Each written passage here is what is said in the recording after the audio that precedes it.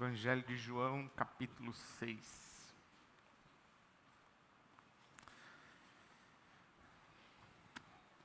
Evangelho de João, capítulo 6. Vamos orar juntos? Deus nosso Pai bendito, obrigado. Obrigado, Senhor. Obrigado por estarmos juntos mais uma vez. Obrigado, Senhor. Obrigado pela Tua palavra viva. Obrigado, Senhor. Que a Tua palavra produza frutos em nós para a glória do Teu nome, para o nosso bem, segundo a Tua vontade. Pedimos-te assim em nome de Jesus. Amém. Amém. João capítulo 6, o versículo da besta, 666. Tem aí. João 6, 66.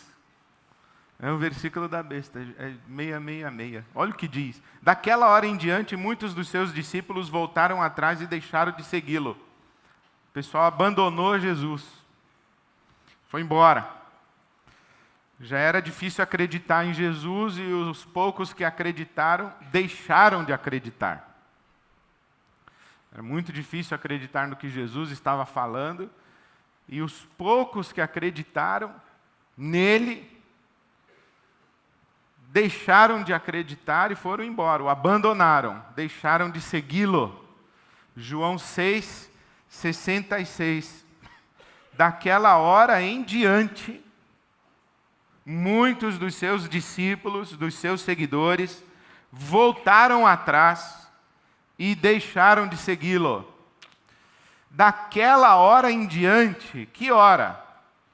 O que foi que Jesus fez dessa vez que gerou essa crise de fé e esse abandono do discipulado? O que foi que Jesus falou? O que aconteceu? Que hora é essa? O que está acontecendo aqui? Que momento é esse da relação de Jesus com essas pessoas e por que elas o abandonam? Então essa história vai começar, na verdade, lá no capítulo 1 do Evangelho de João, mas para nós começa aqui no capítulo 6, o versículo 1. Quando a palavra de Deus nos diz que Jesus partiu para a outra margem do Mar da Galileia. Então lembra, o Mar da Galileia está aqui no norte, o sul está lá, Jerusalém é lá, Rio Jordão, no meio do caminho entre aqui a Galileia e Jerusalém, o Mar Morto, mais lá para o sul, Mar da Galileia, Rio Jordão, Mar Morto, aí Jerusalém, por ali assim. Aí que Mar da Galileia, Jesus atravessa de uma margem para outra. Como assim o mar tem margem? É um lago, né? Lago de água doce, Mar da Galileia, ou Lago de Genezaré, Lago de Tiberíades, é água doce. Uns 14 quilômetros de largura por uns 20, 21 de comprimento. Então Jesus sai da margem daqui de Cafarnaum, onde morava Pedro. A casa de Pedro ficava em Cafarnaum, a aldeia de pescadores aqui, bem à margem do Mar da Galileia. E Jesus então vai com seus discípulos para a outra margem, atravessa, e aqui na outra margem ele começa a ensinar. E diz a Bíblia que grande multidão continuava a seguir a Jesus porque vira os sinais miraculosos que ele tinha realizado. Então a fama de Jesus já tinha se espalhado, ele já era uma pessoa popular e era seguido por multidão. E lá do outro lado da margem do Mar da Galileia, então Jesus está com essa multidão.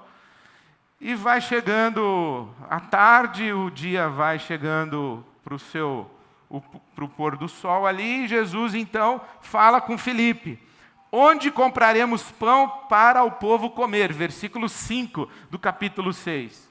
Aí o Filipe diz assim: mestre, olha, não vai dar, porque é muita gente, não tem dinheiro suficiente para comprar pão e nem padaria que produza tanto pão para esse pessoal. 5.000 homens, fora mulheres e crianças.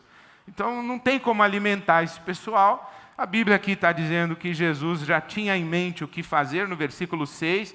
e só fez essa pergunta para colocar Filipe à prova, até que vem André, irmão de Simão Pedro, versículo 8, e diz, tem um menino aí que tem 5 pães e 2 peixes. Aí Jesus manda que a multidão seja organizada, que todo mundo se sente, se organize, e aí a palavra de Deus vai dizer que Jesus então tomou os pães, 5 pães daquele menino, versículo 11, Jesus então tomou os pães, deu graças e o repartiu entre os que estavam assentados, tanto quanto queriam, e fez assim também com os peixes. Depois que todos receberam o suficiente, João 6,12, todos receberam o suficiente para comer, disse Jesus aos seus discípulos, ajuntem os pedaços que sobraram.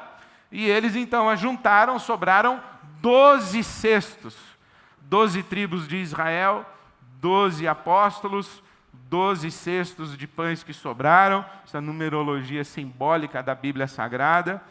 E depois disso, depois desse sinal miraculoso da multiplicação dos pães, então o versículo 14 diz que depois que a multidão viu esse sinal miraculoso, o povo começou a dizer, sem dúvida, esse é o profeta que devia vir ao mundo.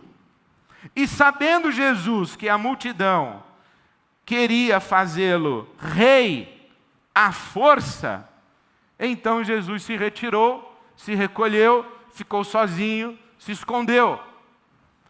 Versículo 16, ao anoitecer, aí o sol já se pôs, já está escuro, ao anoitecer, os discípulos desceram para o mar, vieram do monte, da relva onde eles estavam ali, desceram o monte, desceram para o mar, pegaram um barco e voltaram caminho de Cafarnaum, atravessando de volta para casa, para sua aldeia, para sua casa.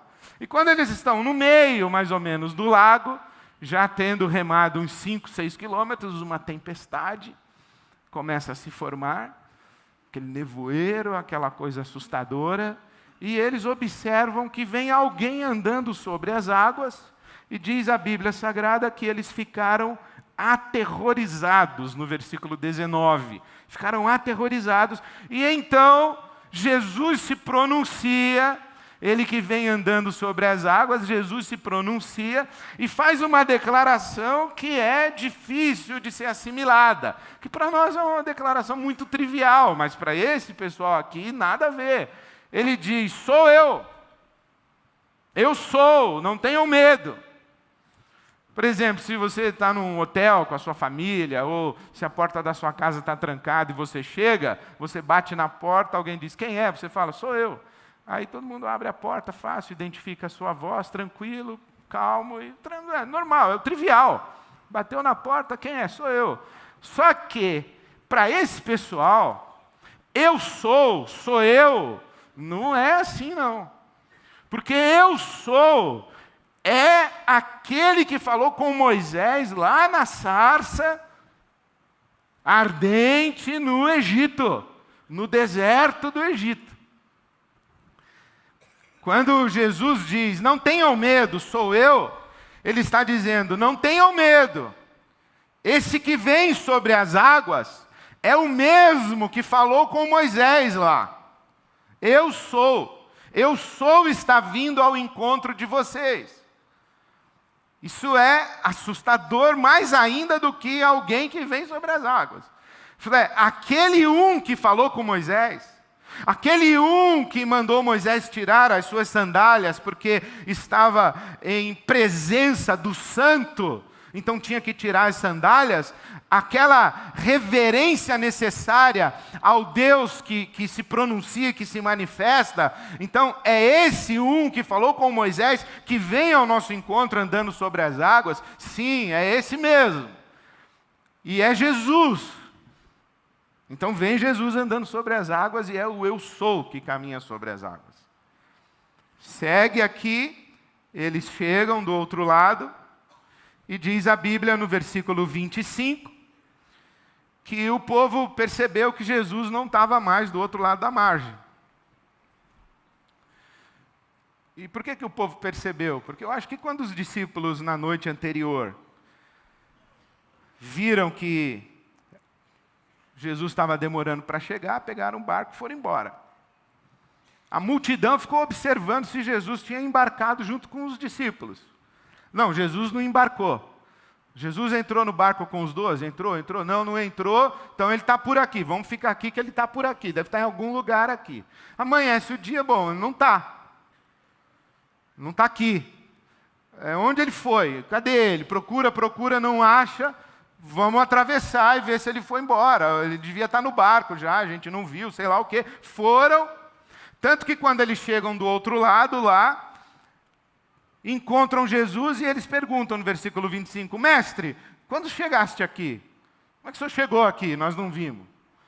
E Jesus simplesmente ignora a pergunta que eles fizeram, não dá a menor importância a essa pergunta, como é que foi que o senhor chegou aqui, quando foi que o senhor chegou aqui, e faz uma outra declaração que é indigesta. A verdade, versículo 26, a verdade é que vocês estão me procurando não porque viram os sinais miraculosos, mas porque comeram os pães e ficaram satisfeitos. Não trabalhem pela comida que se estraga, não trabalhem pela comida que perece, mas pela comida que permanece para a vida eterna, a qual o Filho do Homem lhes dará. Deus, o Pai, nele colocou o seu selo de aprovação.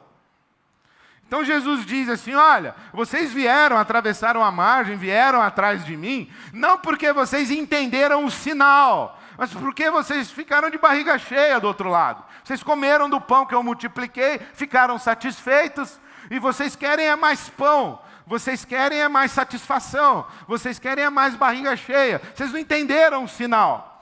O sinal miraculoso, o milagre não é um fim em si mesmo, é um sinal. Onde começa essa história de sinal? Estranhamente, começa lá no Êxodo. Lá na sarça que está incandescente, falando com Moisés, a voz de Deus se pronuncia com Moisés e diz, Moisés, eu vi o clamor do meu povo, vá até o Egito e tira o meu povo de lá. Fala com Faraó para que ele deixe sair o meu povo, para que o meu povo me adore. Eu vou levar o meu povo para uma terra de liberdade. Eu vou libertar o meu povo, tirar o meu povo da escravidão. Fala para eles, para o Faraó, que eu falei com você. E aí o Moisés diz assim, bom, primeiro qual é o seu nome? Eu sou o Deus dos seus antepassados, o Deus de Abraão, o Deus de Isaac, o Deus de Jacó. Falei, mas qual é o seu nome? E Deus então responde a Moisés e responde um nome impronunciável. Mas na tradição de Israel, o nome que Deus teria respondido a Moisés é Eu Sou. O Eu Sou falou com Moisés. E o Moisés diz assim, tá bom, o senhor desculpa aí, eu sou, mas o senhor quer que eu chegue lá no Egito e diga que uma plantinha pegando fogo falou comigo e eu vou libertar o povo de Israel lá do Faraó. E o senhor acha que eles vão acreditar. Aí Deus diz assim, o que você tem na mão? Tem um cajado, joga no chão, virou uma serpente, pega a serpente, virou cajado. Aí o Moisés fala, boa essa gostei. Mas e se eles não acreditarem? E Deus diz, pegue água e derrame no chão. Moisés derrama água no chão, e enquanto Moisés derrama a água se transforma em sangue. E então, em Êxodo capítulo 3, Eu Sou fala para Moisés, eles vão acreditar em você por causa desse sinal. Então, o que é um sinal miraculoso? É um selo de autenticação. É Deus dizendo, acreditem no que esse cara está falando, é verdade. Olha o que ele é capaz de fazer, olha como o meu poder se manifesta na vida dele. Por que o meu poder está se manifestando fazendo esse negócio que não tem nada a ver, a água cair e virar sangue? Por quê? É um sinal. É um sinal.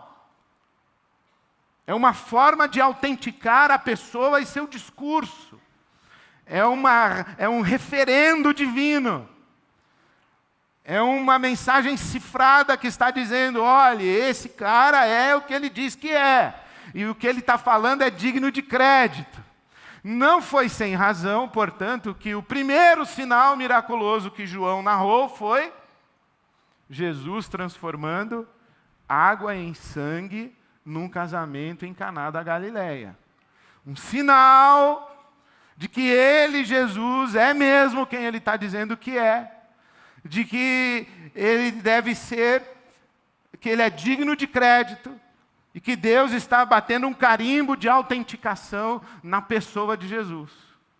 E Jesus está dizendo, olha, em vez de vocês entenderem que a multiplicação dos pães e todo o resto que eu estou fazendo é sinal, vocês estão presos no sinal e não estão entendendo o que o sinal quer dizer. O sinal aponta para mim e vocês ficam olhando para o dedo. É isso que Jesus está dizendo. Aí eles dão uma de desentendido e dizem assim, bom, e o que a gente deve fazer então? Versículo 28. O que precisamos fazer para realizar as obras que Deus requer? O que Deus quer que a gente faça? Aí Jesus diz, que vocês acreditem no que eu estou falando. É isso que Deus quer que vocês façam. Que vocês creiam naquele que Ele enviou. Que vocês acreditem quando eu estou dizendo, eu sou o Messias, eu sou o eu sou, que vocês acreditem nisso. Aí os caras continuam dando uma de desentendidos. Que sinal miraculoso o Senhor vai fazer para a gente acreditar no Senhor? Porque o Moisés, esse papo de sinal aí a gente sabe. Isso é Moisés que fez sinal lá atrás. Então, que sinal o Senhor vai fazer? O Moisés, lá atrás, ele fez um sinal. O maná caía do céu. O pão do céu caiu, o maná caiu enquanto a gente andava pelo deserto. Caía pão do céu para a gente comer. Então, é claro que o Moisés era um enviado de Deus. E o Senhor vai fazer que sinal? Jesus devia estar cansado já desse pessoal. Mas aí ele diz assim, olha, vou dizer para vocês uma coisa, versículo 32. Não foi Moisés quem deu o pão do céu, mas o meu Pai é que dá o verdadeiro pão do céu. Pois o pão do céu é aquele que desceu do céu e que dá vida ao mundo. Aí eles falaram, e cadê esse pão? Aí Jesus, eu sou o pão da vida. Versículo 35. Eu sou o pão da vida. Aquele que vem a mim nunca terá fome. Aquele que crê em mim nunca terá sede. Versículo 38. Eu desci do céu. Versículo 48. Eu sou o pão da vida. Versículo 51. Eu sou o pão vivo que desceu do céu. Se alguém comer deste pão, viverá para sempre. Este pão é a minha carne, que eu darei pela vida do mundo. Eu sou o pão da vida. Porque os pais de vocês, os seus antepassados, comeram o pão lá no deserto e morreram. Mas quem comer do pão que eu sou, viverá para sempre. Versículo 27. Trabalhem não pela comida que perece, mas pela comida que permanece para a vida eterna. Versículo 40. A vontade do meu Pai é que todo aquele que olhar para o Filho e crer tenha a vida eterna, e eu o ressuscitarei no último dia. Versículo 43. Ninguém pode vir a mim se o Pai que me enviou não o atrair, e eu o ressuscitarei no último dia. Versículo 54. Todo aquele que come a minha carne, bebe o meu sangue, tem a vida eterna, e eu ressuscitarei no último dia. Olha, os antepassados de vocês comeram o pão no deserto, mas morreram. Agora, quem come do pão que eu sou, tem a vida eterna, permanece para sempre. Eu vou ressuscitar no último dia, eu vou trazer da morte para a vida. E vocês só estão querendo um pão que leva vocês até o túmulo. Mas eu estou falando de um pão que leva vocês para além do túmulo. É isso que eu estou falando. E vocês têm que comer da minha carne. Ele diz aí no versículo 56, todo aquele que come a minha carne e bebe o meu sangue, permanece em mim, e eu nele. Da mesma forma como o Pai que vive me enviou, e eu vivo por causa, que o Pai que me enviou, e eu vivo por causa do Pai, assim aquele que se alimenta de mim, viverá por minha causa. Este pão é o pão que desceu dos céus. Os antepassados de vocês comeram o maná e morreram, mas aquele que se alimenta deste pão viverá para sempre.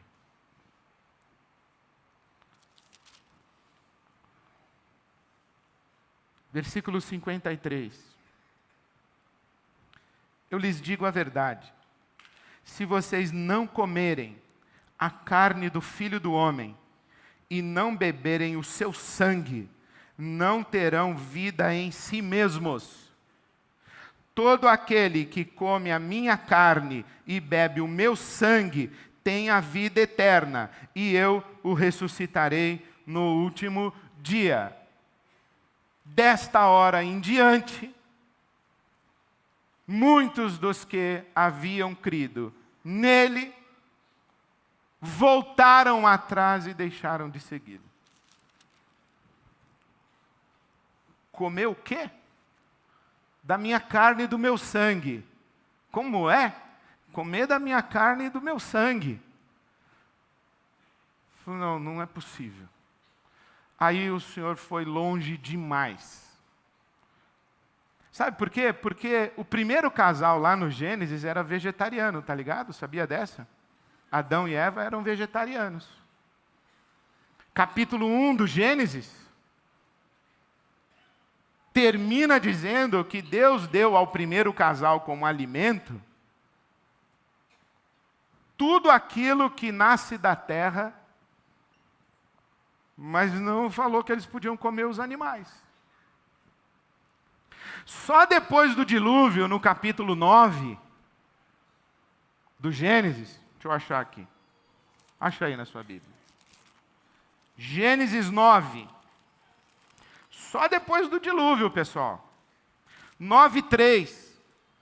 É que Deus diz assim, ó: tudo que vive e se move é sagrado. E alimenta de horizontes.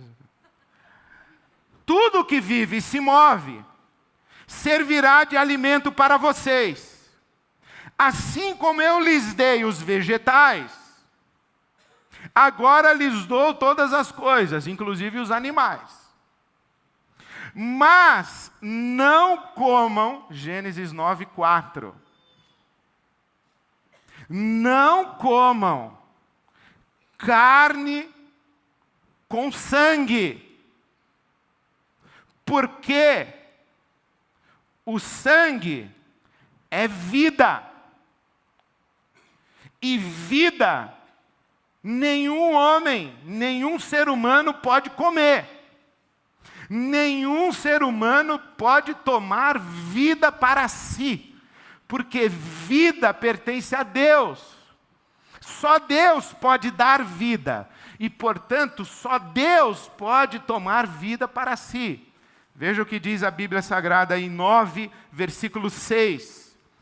Quem derramar sangue do homem, pelo homem seu sangue será derramado, porque a imagem de Deus foi o homem criado. Está aqui porque a gente não pode matar os outros. Por que a gente mata boi, vaca, frango e está tudo certo? Deus não vai lá prender o açougueiro, assassino de boi, vai preso. Vai no matadouro lá e prende-o.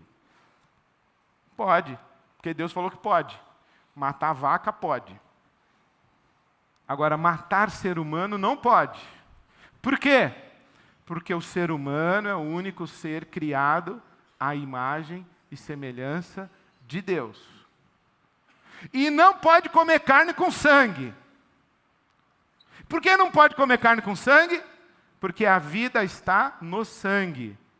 Dessa compreensão é que surge na tradição de Israel, e os judeus ortodoxos até hoje não comem carne com sangue, essa é a comida kosher. É carne com sangue drenado. O sangue vai para a terra e come-se a carne sem sangue. Porque não pode comer carne com sangue. No Deuteronômio se diz que comer carne com sangue, e principalmente carne humana com sangue, imagina, canibal, uma coisa canibalesca assim. Canibal, comer gente, comer carne com sangue, isso é o absurdo de uma coisa inexpugnável, assim, um negócio que é inadmissível. E que é associado no Deuteronômio com a maldição de Deus sobre Israel, quando Israel é infiel. Deus diz assim, olha, se vocês me abandonarem, eu vou amaldiçoar vocês, e vocês vão chegar a um limite de brutalidade, de animalidade, de bestialidade, que vocês vão comer a carne, o pai vai comer a carne do filho. Então, para Israel, essa ideia de comer a carne com sangue é um negócio asqueroso, inominável, é inadmissível, porque Deus falou que não podia fazer. No livro de Isaías está dizendo que a maldição de Deus contra os inimigos de Israel seria essa: os inimigos de Israel seriam comidos. Jezabel, a esposa do rei Acabe, aquela Jezabel que jurou a cabeça do profeta Elias, lá que enfrentou os profetas de Baal, sabe essa história da Bíblia? Então, Jezabel, ela foi comida pelos bichos. Os bichos comeram a carne e lamberam o sangue de Jezabel. Então, quando Jesus diz, vocês têm que comer a minha carne e o meu sangue, os caras falam assim, não dá mesmo, isso não dá, chega. Porque Jesus vem dizendo, olha, eu sou o profeta que Moisés disse que deveria vir. Aí o pessoal olha para ele e diz, ok, tudo bem, parece que é mesmo. Os sinais que você está fazendo, parece que dizem que você é o profeta. Olha, eu sou um rei semelhante a Davi. Ok, parece que sim, os sinais que você está fazendo, parece que sim. Fala, mas eu sou o Messias. Messias, bom, que você é um profeta, tudo bem. Mas que você é um Messias semelhante ao rei Davi, aí já é ok, tudo bem. Mas eu sou um Messias, não só um rei para Israel, eu sou para o mundo todo, assim, salvador do mundo. Eu sou o Cordeiro de Deus que tira o pecado do mundo. O Cordeiro, um Messias que a gente espera que seja um leão, é um Cordeiro. Ok, vai, tudo bem, mas não só para Israel, é para o mundo todo. Para o samaritano também. Para o romano também. Para o sírio também. Tá bom, ok, tá bom. Eu sou Deus.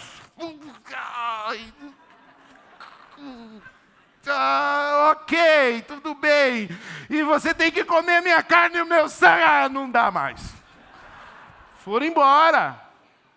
Aí já exagerou demais, né? Comer minha carne e meu sangue é o absurdo dos absurdos. Desta hora em diante os caras foram embora. E o que Jesus está dizendo aqui é uma coisa razoavelmente simples. Porque é tudo simbólico, né? Porque quando o pessoal vai embora e deixa de seguir a Jesus, os discípulos vêm e falam, mestre, o senhor está pegando muito pesado, tá? O pessoal está mudando tudo de igreja aí. Vai. Aí o Jesus fala assim, bom, vocês querem ir também? Pode ir. Pode ir. Aí vem o Pedro e diz assim, Senhor, capítulo 6, versículo 68, Senhor, para quem iremos nós? Só Tu tens as palavras de vida eterna. Só Tu tens as palavras de vida eterna. Para quem nós iremos? Nós vamos ficar contigo, mas aí deve ter tido assim uma nota de rodapé ou uma conversa em off de Jesus com Pedro, Pedro com Jesus. O Pedro deve ter chamado Jesus e falado, ô mestre, aqui entre nós, assim, esse negócio de comer tua carne e o sangue é simbolicamente, né? Aí Jesus fala, claro que é simbolicamente, Pedro, claro que é simbolicamente. Nós fazemos isso todo mês, pessoal. A gente faz um canibalismo divino aqui. Todo mês a gente come a carne e o sangue de Jesus, né? Um pãozinho e um negocinho de suco. É simbólico. Mas nós estamos comendo o quê? O corpo de Cristo e bebendo o sangue de Cristo. E com isso nós estamos querendo dizer o quê? Nós estamos querendo dizer que nós não temos vida em nós mesmos, e que a vida que nós temos, nós recebemos de Deus, e nós reconhecemos isso. E que a maneira como o Deus Criador dos céus e da terra revelou para todo o universo criado, que o universo não é autoexistente, não é autossuficiente, e principalmente a maneira como o Criador dos céus e da terra revelou para a humanidade, que a humanidade, que você, eu, que a raça humana, nós não somos autoexistentes, que nós não somos autossuficientes e que nós dependemos da vida que vem de Deus, que nós não temos vida em nós mesmos e que se nós não dependermos de Deus, nós vamos acabar no túmulo. A maneira como Deus comunicou e revelou isso para nós foi Ele, o Eu Sou, se tornando carne, sendo um de nós, ensinando para nós que a vida está no sangue e que a vida do sangue pertence a Deus e ninguém tem direito sobre a vida, somente Deus, porque somente Deus doa e somente Deus pega de volta. E uma vez que Deus ensina isso para a gente, Ele diz, então presta atenção, que esse aqui, que está em carne e sangue aqui diante de vocês, sou eu sou, estou aqui, dando vida de mim. E vocês não têm vida em vocês mesmos, então vocês têm que comer da vida que eu dou. Porque quem come da vida que eu dou, permanece para sempre, e quem não come da vida que eu dou, termina no túmulo, porque vocês não sobrevivem sem a vida que eu dou. É simbolicamente, é a linguagem toda simbólica falada, e a maneira como o Criador dos céus e da terra comunica o seu amor por nós e a dádiva de vida que fez por nós, na pessoa de seu Filho, ou na pessoa do Deus Filho, que se faz carne e doa-se por nós, dá o seu corpo, dá o seu sangue, para que a gente coma dele. É isso que está dizendo. E Jesus vem e diz assim, vocês não querem comer Deus, vocês querem comer pão. Por quê? Porque vocês só se preocupam com as coisas que vão até o túmulo. Jesus está dizendo, pessoal, esse pão aí leva vocês até o túmulo. O pão que eu multipliquei ontem eu multipliquei, pessoal, pão de cevada. Leva vocês até o túmulo. Agora tem uma outra vida, que é para além do túmulo. Está para além dessa coisa que a gente consegue pegar, tocar, que apodrece, que o ladrão rouba, que enferruja, que a traça come. Tem alguma coisa mais do que isso. E foi isso que Jesus veio mostrar para nós e dizer para nós. E na hora em que o Pedro diz assim, mestre, nós sabemos isso. Nós estamos entendendo, mestre, que o Senhor é o doador da vida. E o Senhor é o único que pode nos dar vida, porque nós não temos vida na gente mesmo. Nós queremos essa vida aí. Nós queremos daquela água lá que o Senhor prometeu para a mulher samaritana. Nós queremos desse pão aí que o Senhor está falando.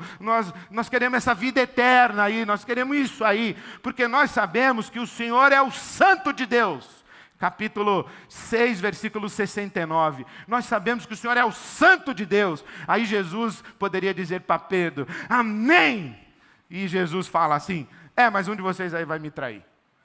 Então Jesus só torna mais difícil o negócio. O que tem a ver? O Pedro acabou de falar uma coisa maravilhosa assim para Jesus. Tu és o Santo de Deus. E Jesus fala, mas um de vocês vai me trair. O que tem a ver isso? Sabe o que tem a ver? É que Jesus diz assim, olha, um de vocês vai me trair. É Judas. Jesus falava de Judas. Está aí no capítulo 6, versículo 71. Ele se referia a Judas, que mais tarde haveria de traí-lo. Pedro diz, você é o Santo de Deus? Como assim você é o Santo de Deus? Quem é santo? O eu sou é santo. Tira as sandálias do teu pé aí, ó. Porque eu sou santo. Então presta atenção, você não está falando com qualquer um, você está falando com o que é santo, com o que é separado, com o que é singular, com o que não tem comparação, com o que é reservado, com o que está fora. Você está falando com o santo. Isaías, o profeta, ele vê que os anjos dos céus cantam ao redor do trono de Deus, santo, santo, santo é o Senhor, santo, santo, santo. Aí Jesus está diante de Pedro e Pedro diz assim, você é o Santo de Deus. Eu entendi, você é o eu sou. Veja que interessante que mais adiante Pedro é quem vai dizer, tu és o Cristo, o Filho do Deus vivo. Mas não é que o Pedro teve lá uma incorporação do Espírito Santo e falou um negócio. Não, ele vem ouvindo, ele vem discernindo, ele vem recebendo a revelação, ele vem verbalizando o que ele está entendendo, ele vem se convertendo, ele vem se ajoelhando. A primeira coisa que Pedro faz quando vê Jesus na pesca maravilhosa é cair de joelhos e falar, afasta-te de mim. Você é diferente de mim. Agora ele diz, você é o santo. E Jesus responde, um de vocês vai me trair. O que tem a ver? O que tem a ver é que antes de Pedro, só teve uma pessoa que falou que Jesus era o santo de Deus. Um demônio. Na sinagoga de Cafarnaum. A Bíblia conta em Marcos capítulo 1, que Jesus está na sinagoga de Cafarnaum aqui, e tem um homem possuído por um demônio. E quando Jesus chega, o demônio reconhece Jesus e diz assim, o que o senhor veio fazer aqui? Veio me incomodar? Nos incomodar? Eu sei quem você é. Você é o Santo de Deus. Você veio nos incomodar? E aí, o Pedro diz, nós não vamos te abandonar, porque o Senhor é o Santo de Deus. Aí Jesus responde, Pedro, mas nem todo mundo pronuncia, você é o Santo de Deus, do jeito que você está pronunciando. Existe o jeito Pedro de dizer você é o Santo de Deus, e existe o jeito demônio de dizer você é o Santo de Deus. Existe o jeito Pedro de dizer você é o Santo de Deus, que é caindo de joelhos e adorando o Santo de Deus. E existe o jeito demônio, o jeito Judas, de dizer você é o Santo de Deus, você me incomoda, você atrapalha o meu plano, você interfere no meu caminho, você atravessa a minha vontade, você sabota o que eu quero, você invadiu o meu espaço, você tomou conta do meu pedaço, Você veio trazer a sua vontade e acabar com a minha vontade. Você veio para fazer as coisas do seu jeito e não do meu jeito. Você está me atrapalhando e me incomodando. Você é o santo de Deus que eu sei. Você me incomoda. E o que Jesus está dizendo para essa multidão é que toda a relação com Ele, Jesus, que está baseada e pautada naquilo que acaba no túmulo, é uma traição a Ele, Jesus. É uma religião diabólica. É uma religião de Judas. Esperar de Jesus favores que nos garantem até o túmulo é trair quem é Jesus. Porque Jesus está falando de vida eterna, ressurreição. Paulo apóstolo diz o seguinte: se nós esperamos em Cristo apenas para esta vida, nós somos os mais miseráveis de todos os homens. Jesus está dizendo, tem alguma coisa depois do túmulo, mas vocês não conseguem perceber os sinais. E não conseguem entender, discernir, acolher a revelação que eu lhes trago, de que tem algo depois do túmulo. Vocês querem só uma vida boa aqui, entre o nascimento e o túmulo. Isso me faz lembrar o dia que eu estava num velório, naquele tempo em que o velório atravessava a madrugada, a gente passava a madrugada inteira. E eu estava lá de madrugada naquele velório, lá para umas 3:30 da manhã, pouquíssima gente no velório. Eu fui lá, fiquei do lado do morto, não tinha mais nada para fazer, fui ver o morto. Fiquei lá, olhando o morto. Não sei o que eu estava fazendo, pensando, orando, meditando, sei lá o que eu estava fazendo, era 3 horas da manhã, eu fiquei olhando o morto. Aí vieram 2 líderes da igreja, que eu era pastor, e ficaram do meu lado, assim, vendo o morto.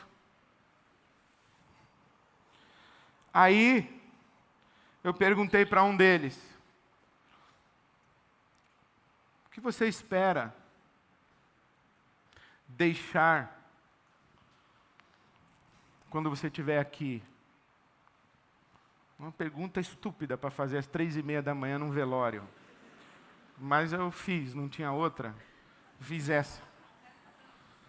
Aí ele respondeu, estupidamente, mesquinhamente, judasmente, diabolicamente, ele respondeu, eu espero deixar uma família vivendo confortavelmente. Eu não sei o que eu respondi, mas se fosse hoje, talvez eu dissesse, isso aí um carnê na Casas Bahia resolve. Vai lá, faz um carnê na Casas Bahia, compra um forno micro-ondas, um freezer. Uma família vivendo confortavelmente. Quer dizer, tudo que o seu horizonte de vida é aquilo que começa no nascimento e termina no túmulo. Isso aí que é seu projeto de vida. Você é um estúpido. Você é um ser humano desprezível. Você não entendeu nada do sinal de Jesus. Você não entendeu nada de Deus. Você não entendeu nada do ministério da existência humana. Você não entendeu nada do sagrado, do divino. Você está pautado ainda pelas coisas da barriga, do ventre. Você é puro apetite da carne. Nós temos que pedir a Deus misericórdia. Toda religião que espera de Jesus apenas aquilo que termina no túmulo é diabólica. É a religião de Judas, é uma traição a quem é Jesus.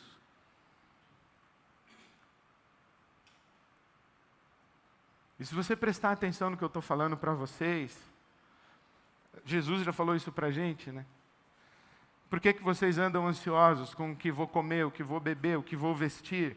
Nem passarinho se preocupa com esse tipo de coisa. E vocês se preocupam? Por que vocês não buscam o reino de Deus e a justiça do reino de Deus? Vocês estão preocupados com as coisas que vão levar vocês até o túmulo? É isso? Vocês não entenderam nada do Evangelho de Deus? Nós habitamos um mundo que tem bilhões de pessoas que não têm água potável. E nós estamos querendo uma família vivendo confortavelmente como legado de uma existência. É uma estupidez.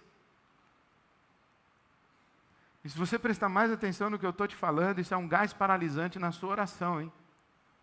Você não ora mais. Pensa assim, que eu vou fazer agora uma chamada. Venha ao altar e traga a sua ansiedade a Deus. Ajoelhe-se aqui. Aí vem Jesus. Qual é o seu pedido? Isso aí, acaba no túmulo. Seu? Isso aí é até o túmulo também. Não, pouca coisa. Isso aí também do túmulo. É o quê? Emprego? Acaba no túmulo. Filho fumando maconha? No túmulo. Erva? Terra, túmulo, acabou. O que te preocupa, minha senhora? Qual é o seu problema? O dólar está alto, está baixo? Você quer ir para a Disney? Acaba no túmulo. Quer consertar a cesta de basquete? Acaba no... É isso que deixa você ansioso? Consertar a cesta de basquete? Faça-me um favor. Está entendendo? Hoje de manhã, quando eu acabei de falar, veio um pastor, me abraçou e falou assim: Ed, agora melou de vez. Eu falei: o quê? Ele falou: não sei como orar mais. Eu falei: bem-vindo. Bem-vindo ao mundo dos mortais. Agora que você descobriu que você não sabe mais orar, ou que você não sabe orar como convém, está em Romanos 8. Nós não sabemos orar como convém e o Espírito Santo intercede por nós. Porque nós não sabemos orar como convém. Nós somos mesquinhos demais. Nós só nos preocupamos com as coisas que vão do nascimento ao túmulo. É isso que tira o nosso sono e a nossa paz. É isso que nos distrai das coisas que realmente importam. Realmente importam. Nós vivemos uma religião diabólica. Transformamos Jesus num ídolo. Nós somos um amontoado de Judas, traindo Jesus e preocupados com o pão que Ele pode multiplicar. Bom, agora como é que eu oro? Ora errado mesmo. Ora. Pastor, você está dizendo que eu não posso mais orar, que eu não posso pedir um emprego para Deus, que eu não posso pedir para Deus curar meu filho, que eu não posso pedir para Deus restaurar meu casamento. Eu não estou dizendo nada, você pode orar como você quiser. Deve orar. O que eu digo, inclusive, é que a oração errada é aquela que não é feita. Você começou a orar, já está certo. Então não tem oração certa e errada. A oração errada é a que não é feita. A Bíblia Sagrada diz o seguinte: Paulo apóstolo nos recomenda: não andem ansiosos com coisa nenhuma. Antes, levem a Deus as suas orações, com petições e súplicas e ações de graças. E a paz de Deus, que excede todo o entendimento, guardará os seus pensamentos e os seus sentimentos em Cristo Jesus. Está ansioso? Está ansiosa? Caia de joelhos e ore, porque não tem oração errada. E quando você começar a orar errado, não é novidade. A Bíblia Sagrada já diz: nós não sabemos orar como convém. Então a sua oração, a minha oração errada, não é novidade para Deus. O Espírito Santo vai interceder por nós enquanto nós estivermos de joelhos. Mas existe sim oração infantil e oração adulta. A Aninha, eu queria conhecê-la e um dia jogar uma bola na cesta de basquete da quadra nova da Ibabe com ela. E queria perguntar: você já foi para a Disney, Aninha? Já conheceu o Mickey? Porque uma criança de 7 anos quer ir para a Disney. Mas um adulto de 50, gastar a vida e pautar a sua relação com Deus nas coisas que vão do berço ao túmulo, aí não dá. Aí é demais.